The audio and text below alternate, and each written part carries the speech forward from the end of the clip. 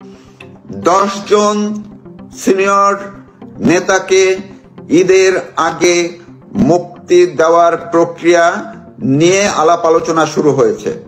আমার যে সূত্র, সেই সূত্র অনুযায়ী আজকে আইন উপদেষ্টা, ট্রাইব্যুনালের যে পিপি তাজুল ইসলাম এবং আরো 2 জন সিনিয়র আইনজীবী যারা এই বিএনপি জামাতপন্থী, তারা আলাপ আলোচনা করে এবং যেটি ক্ষণে ক্ষণে তো প্রধান উপদেষ্টার সঙ্গেও যোগাযোগ করা হয়েছে, তারা এই জিনিসটিও আমেরিকা এবং ভারতকে জানানোর জন্য এক ধরনের ওয়াদাবদ্ধ হয়েছে যে এই সিনিয়র নেতাদেরকে তারা ঈদের আগেই জামিনে মুক্তি দেবে।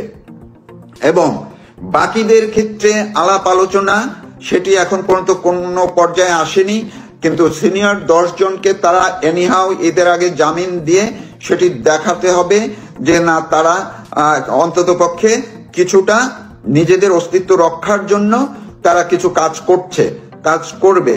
এবং এর মধ্যে 2 জনকে নিয়ে, আমি নামগুলো একটু শেষ দিকে আসছি, 2 জনকে নিয়ে আবার এক ধরনের ভারত এবং আমেরিকার কিছুটা আপত্তি আছে, কিন্তু অন্যান্য জায়গা থেকে সব মিলে তাদেরকেও আবার এই 10 জনের মধ্যে রাখা হয়েছে। তো 10 জনের আমার যে সূত্র, আমার যে সোর্স, সেই 10 জনের পুরো নাম আমাকে দিতে পারেনি, 2 জনের নাম দিতে পারেনি, কিন্তু বাকি 8 জনের নাম আমি পেয়েছি। যে 10 জনের মধ্যে 8 জনের আমি যে নাম পেয়েছি, আমার যে সোর্স আমাকে নাম দিয়েছে, তারা কারা কারা? তারা হচ্ছেন আমির হোসেন আমু, রাশেদ খান মেনন, হাসানুল হক ইনু, আনিসুল হক,